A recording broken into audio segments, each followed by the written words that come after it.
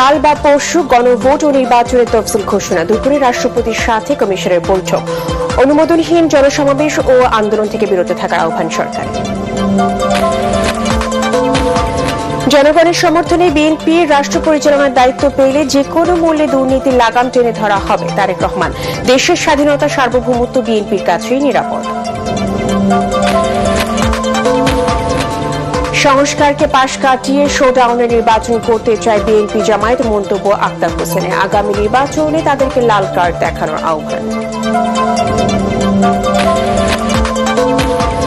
আগামী জাতীয় নির্বাচনে দুর্নীতিবাজদের ভোট না দেওয়ার আহ্বান দুদক চেয়ারম্যানের। কালো টাকার মালিকদের সামাজিক সম্মান বৃদ্ধি পাওয়ায় অপরাধ বাড়ছে। অর্থ উপদেষ্টা।